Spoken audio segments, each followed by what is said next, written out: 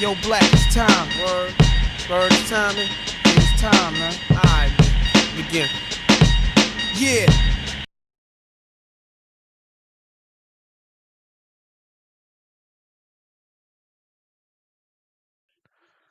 All right, guys, welcome back to for you guys, it's the second podcast, and for us, this would be our third podcast because our producer recorded our last podcast while he recorded music the whole time. So that was sick. So with me as always, I got Jared on the other side, What's going on, fellas? and we're gonna run back through this again. Today's show a little bit quicker. We got the top 5 surprises of this season, and we got then we'll go over our predictions for the end of the year awards. So up first, the fifth biggest surprise of the year is we got the Pats and the Texans going from playoff teams to potential number one overall in the draft. Yeah, this one is kind of shocking. I know that the Texans took a hit on their roster with age and everything like that, but no way did I expect them to be vying for the number one pick. And then it goes to the same with you. I thought your defense was going to hold up enough to slow down quite a few teams this season, and neither one of them have played out. Yeah, I mean, if you looked at the writing on the wall, you could see the Texans were going to hit a point when their roster was too old, but you would never predict someone like Boone going 3-10 just based off user skill. And then as for myself, I'll pull up mine. Yeah, I'm 3-10 as well. 2 of those wins I grabbed. The AI took Regan behind the shed apparently. So yeah, man, you nailed the nail on the head right there. It's my defense sucks this year, and I don't understand. I added a couple pieces, so I got that defensive tackle who has a nasty power move. Obviously, he's not like a run stopper, but I came back and added Jarrell Casey later on for the run, and he's still nice. And It's still not able to do it. yeah, man, we suck. Like WT Shield sucks. Riley Peak sucks. Like I'm the problem on the offense, number one. But man, like I just hang my hat on at least like rushing defense, and I don't even have that this year. So and then our number 4 biggest shock. What did we have? We had the Browns. The Brown season at number 4. So if you want to lead us off. When you look at that roster, you're thinking that the Browns are going to compete for like some high spot in the AFC, but the turnovers is AFC. killing the Browns. That's what I meant. It's killing the Browns. Baker Yeah. Mayfield has almost the same amount of interceptions as the leading pass person for touchdowns. Okay, so if you look at, I mean, with Sean, like someone like Sean, someone like me, you're gonna get your picks. He's really consistent in his interception numbers. If you look at Baker, he's got 27, 38, 32, 37, 35, 38. I mean, we still have like what, 3 games left? Yeah, But those are consistent numbers, so I think his falling off is the same place where it happened for me. It's defense. Defense let him down. Now it's up to his offense to get wins, and it's just not gonna happen. So that's a good point. here, Good here's point. here's my question for you. Do you see the Browns bouncing back next season and hanging their hat on their defense and maybe trying to finally get into those playoffs? I really do. I think that he's going to get some good picks for Baker Mayfield, and then get a quarterback high in the draft, one that he's really wanting.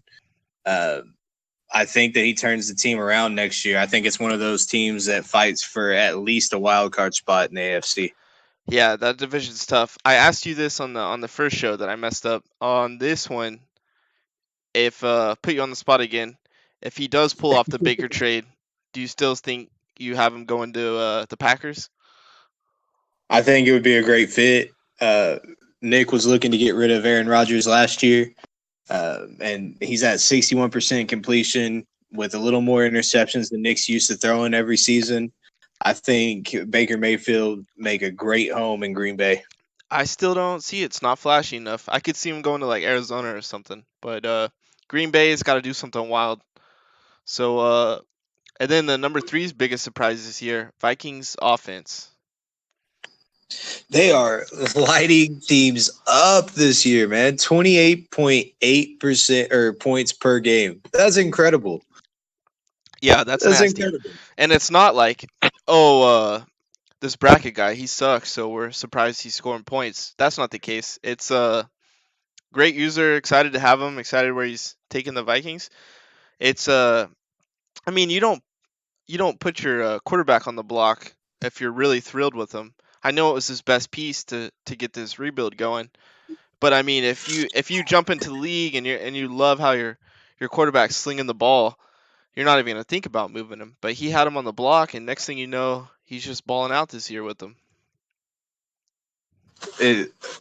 Like I said before, what a tough division for him and Sparty to be in. Yeah, To come into the league and take over that division, that's rough. And to put up 28.8 points a game, that's real good. And all he needs is a couple pieces on defense. And I'm telling you, that whole Vikings organization turns around. Yeah, to be honest, we could have maybe even thrown Sparty up here too with how he's got that offense revamped. Because I mean, Packers, Bears, you expect them to be firing on offense, but now you got Vikings and Lions really getting their offenses turned around. So if they can get their defenses where they match those top two teams' firepower, they can match their those offensive weapons those two guys have on defense. They'll look to. I don't know if they could. That's so tough because NFC is always like 5, the loser of Brent and Josh slash the loser of Nick and Tosh. Like you're screwed if you're trying to get on in the wild card on the NFC. So that's real tough.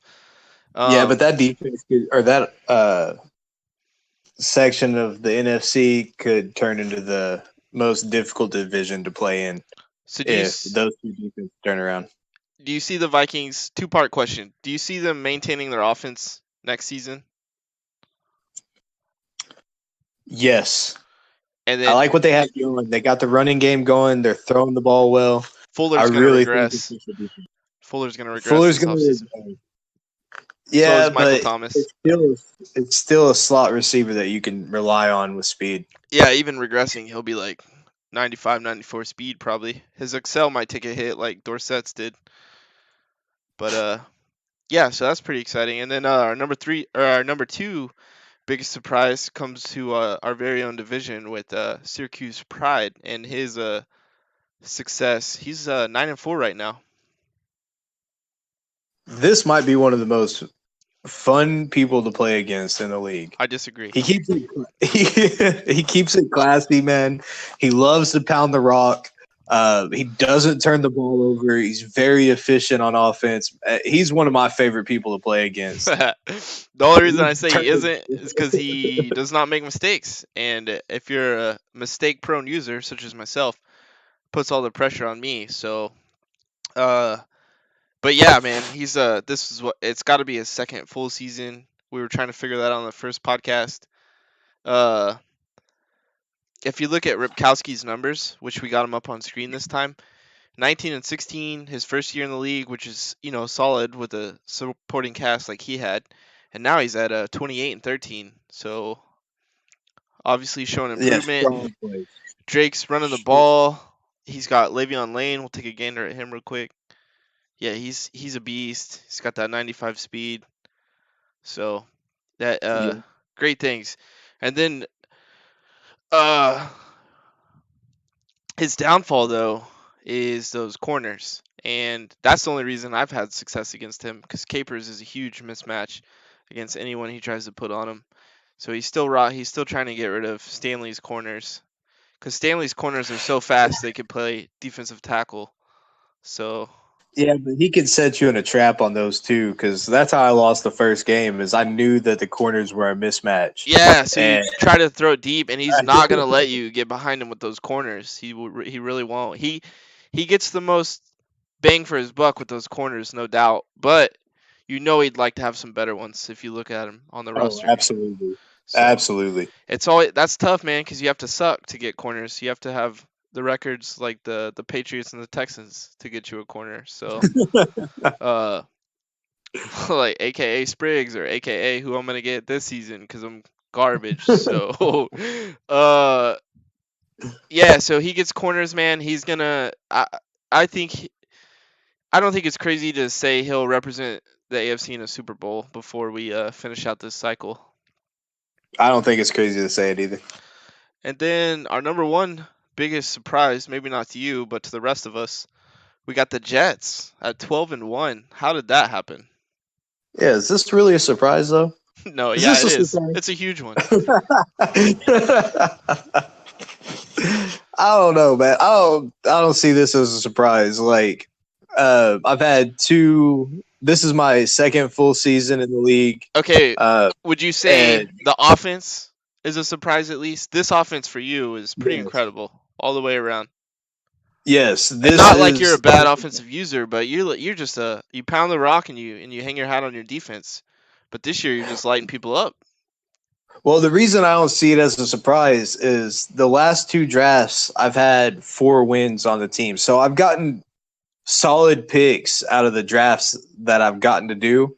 And it finally just turned around to where I'm playing against the weakest schedule in our division, quote unquote, and got really good draft picks Oh, with it's really not good quote unquote. It's real life because you've been garbage the last 2 seasons. So yeah. uh, So a lot of things played a benefit here, in being 12-1 what here. would you have to say? I mean, I'll probably be one of them. One of them. I'm looking at your schedule here.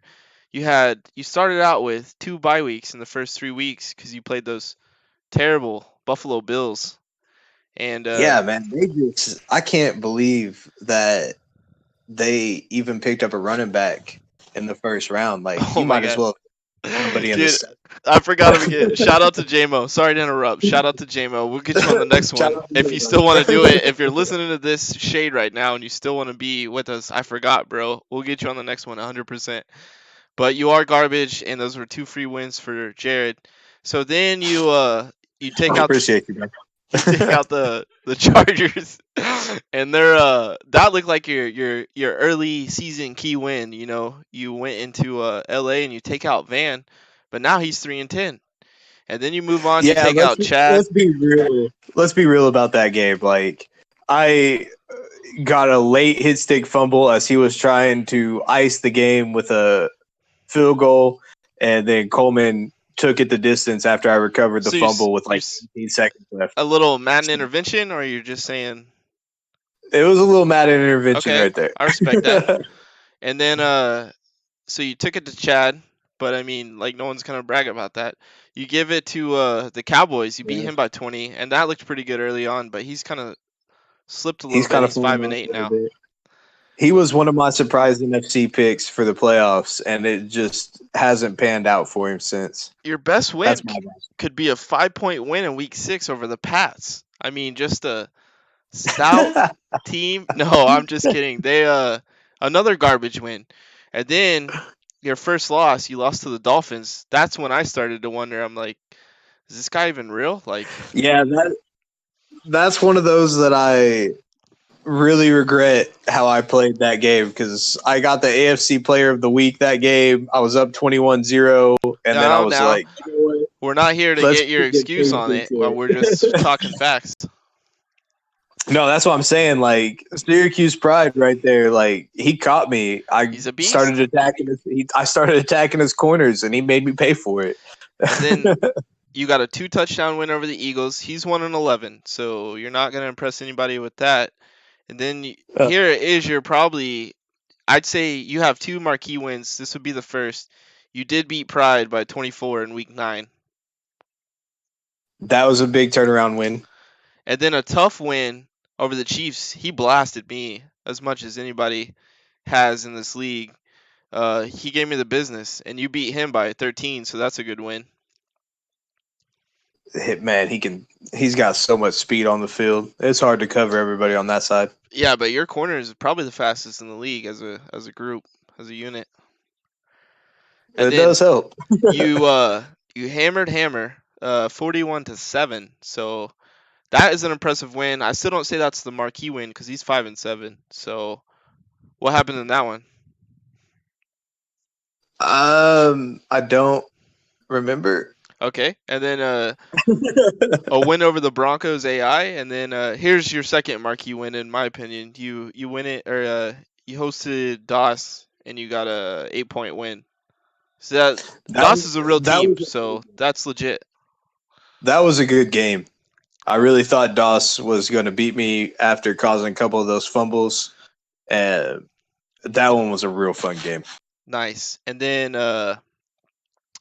you're gonna finish off against me. Hopefully I get to play that game. If not, apparently you got to look out for my secondary, like Regan did. Or no, he said it was run defense. And then you got the Steelers, and then you host Jack to finish off the season. Also, Oh, Jack, I'm coming in hot. put our own plug here. I plan to broadcast that game, but since you're playing in it, obviously gonna need someone else. JMO's interested, or JMO's doing it. I forgot. I asked JMO. He's in. So me and JMO are gonna broadcast that. So a lot of shade's gonna be thrown most likely on that one. Yeah, no doubt. So with that, player of the year or end of the year awards, we'll hit a couple. We'll hit the big ones. Where do you want to start? Let's go to the NFC. You want to go offense, defense first? We can go offense. Offense. So let me click on the rating. So my pick for the NFC Offensive Player of the Year is going to be Ezekiel Elliott. Oh, Like, Zeke. 20 I already yeah, clicked on 22 Brooks. 22 touchdowns. This is the reason that I thought this dude was going to slip into the NFC playoff picture, is because Ezekiel Elliott's just killing the game. And 22 touchdowns is incredible. I'm gonna go with Rosen. I see him winning it. I almost clicked on the cards looking for Rosen. I think quarterbacks, they might get a little bit of a preference. I mean, Rosen's having a great season, and wins I think are factored into it. So I'm gonna take Rosen. Right now he's sitting at 34 touchdowns, 15 interceptions. I like him to take that one home. But obviously, like you said, Zeke's gonna be up there. Brooks is gonna be up there. The thing with Brooks is he's at what, like 39%? We just got that announcement. Yeah, he's up there. Barkley's gonna be up there, and Guys, he's gonna be up there. But I'm gonna have to go with Rosen. So and with that, we'll go to the defense. Who you got?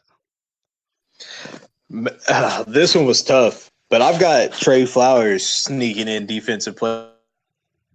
Seattle Seahawks. What he's shown the last couple weeks, man, I think he's unstoppable on that line. So last 4 weeks, 4 sacks, 2 sacks, 1 sack, 2 sacks, and a forced fumble. So that's a good stretch. Yeah, that's a real good stretch.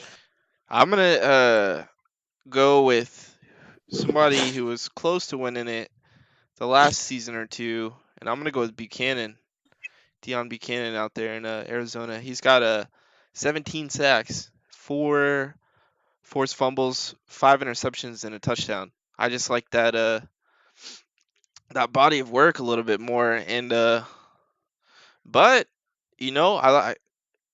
I like where you're at, because Trey Flowers is in better form right now, because the last 4 games Buchanan only has a sack. So, but he does have 2 picks. Yeah. The picks are what's helping Buchanan out, but I really like Trey Flowers' body of work. I really like that. He's coming on strong. I'm gonna stick with Buchanan. We'll see how that one shakes out. We got to do a podcast on our picks, those picks we did last video and this video. See how it pans out. See if we're just garbage or we're actually figuring some stuff out. So AFC defense, who do you like over there? This one's hard to say because I really like what Von Miller's doing at Tennessee. Oh, you're right. Yeah. Von Miller is it's probably my favorite defensive player. Yeah, Broncos fan. Makes sense. Yeah, he is killing it too. And at like 34, he's like 34 and still a 97 overall. That's not fair. And if you're looking at recent form, he has 2-2-1 and then last game 4 against Boone. So I mean, he's tearing it up still. Yeah, dude, that's unfortunate for anybody that plays on the AFC defensive side of the ball. Von Miller is just a cheat code. So, are you going with Vaughn, or do you think somebody like Fowler can get in there, or like one of your guys? You have a couple on there. I would love to say McBride's going to get there, but I just don't know if his stats will pile up to what Vaughn's going to have What towards about the end of the season. what about Fowler with 17 sacks, 6 forced fumbles? I mean, Fowler is looking good. If Fowler can keep it up and go on an upward trend, I think that's why Von Miller's topping the charts right now is because of the upward trend. But if Fowler can keep it up like that, I mean, he could easily take over the number one spot. Was Fowler wasn't he on the block like the beginning of the season for a while? He was. So Fowler is gonna play the Falcons, the Texans, Hammer and the Colts, and then the Texans again. And then let's take a look at Miller real quick, and then we'll get your final vote. I think Miller's got a harder schedule to go against. Miller's gonna hit up he's gonna play Hammer and the Colts, so they're even there. He's gonna play the Browns, he's gonna play the Raiders, and then he's gonna play the Bucks. So does that sway you at all, or are you still going with Miller? Yeah, I'm gonna still go with Miller. I gotta mix it up. Since you're taking Miller, I'm gonna go with Fowler, and here's why. So Miller had 4 sacks against Boone. Fowler's about to play And he Boone twice, so Why? I'm gonna go with that. Who do you have in the offense side on the AFC? I got 3 people on that side for my team. All number 1 through 3: Chance Page, Newton, and Coleman. But I think Page I is didn't going need to that. end up. I just needed your pick. I'm going to take Page. I'm just throwing out stats. Just throwing out stats. Yeah, dude. 40 touchdowns, 13 picks. He has been sacked 31 times, but I don't think that that doesn't go into it. Newton's leading the league in yards. He only has 8 touchdowns. So I mean, he's having a great season, but I'm saying as far as awards go, but then you have Coleman with 17 touchdowns. Yeah, that's a big chunk of Page's touchdowns right there. Holmes has some more yards than Coleman, but I mean he's 6 touchdowns back, and Holmes was another guy on that list of the 32% rule. So I don't see him. I think if it goes to a receiver, it's gonna go to Coleman. And then who's another top guy? The Bills running back, Waters. Waters was up there. Bust. But I mean, yeah. Yeah, he's not. Let's be Unfortunate serious. for that guy. He was one of the top prospects in the draft. Wow. Unfortunate for him. So he cheesed my AI to get 110 yards off of him, because we know if I was playing, he would have had about a third of that at the most, because he had 8 yards against me the first time. So Waters ain't winning it. You heard it here first, 100%. I'm gonna go with I'm gonna take Page on that one. So on that one we'll have the same, because I'm not gonna throw out another guess just to throw out another guess. And then MVP. So based off that, who do you have taking home the hardware for MVP? I'm gonna be a homer and I'm gonna go with Page. I'm gonna stick with my boy. So he has what, a 6 touchdown lead on Rosen. On Rosen? Yeah, something like that. Who else does Madden have on the list? Probably like Zeke, Geis. Zeke was up there. Geis was up there. Newton was up there. I don't have it pulled up in front of me right now.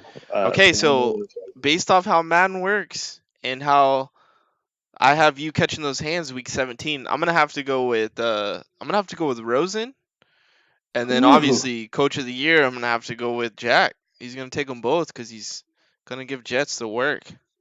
What do you have to say? It's upsetting. No, I don't think it's gonna be like a blowout by any means. I mean, JMO almost beat him, for crying out loud. So I think Damn. I think Jamo. I think it's gonna be a good one, and that's why we picked it to JMO's actually gonna be on that. I think I already said that. I can't tell because we've recorded this 7 times, but I think it's gonna be a Yeah, good one. It's gonna be exciting, and obviously it's gonna have huge implications. We're talking #1 seeds getting put on the line. We're talking MVP awards on the line, all that XP. We're talking coach of the year on the line, so your coach will take home all there's a that lot. that Yeah, there's a training. lot It's gonna coming be down to huge. the last game. But A lot coming down to the last you game. do have a favorable schedule coming down the stretch and a 6 touchdown lead. So let me ask you, if you and Jack both went out headed into week 17, if he beats you, could you see yourself still losing MVP to Rosen? Or Like still getting obviously MVP you'd lose coach of the year because Madden just goes off wins. wins. Yeah, But uh, could you see yourself it- losing and still taking home MVP? I do. Jack's got a rougher schedule than I do by far. He's Yeah, got he to has play the the Hawks Seahawks. defense. Yep. Yeah, that's going to be a rough game. Any picks in that game could be a deciding factor in the MVP voting. So I think I could lose that last game and still walk away with the MVP award. Obviously, that's not what I want to do, but I could see it. Oh wow, they're first in the league as far as Daddy Leagues is concerned with 13 points per game allowed and sixth in the league in passing yards. I think those stats are actually accurate. I think total yards allowed. I think that's the one that's like broken. So That's the one that goes off like punt returns too. okay, so that's 13 points allowed and 169 passing yards allowed in a game. You definitely would take that for Yeah, your enemy MVP chance over there. So absolutely, all right, absolutely. and this wraps it up.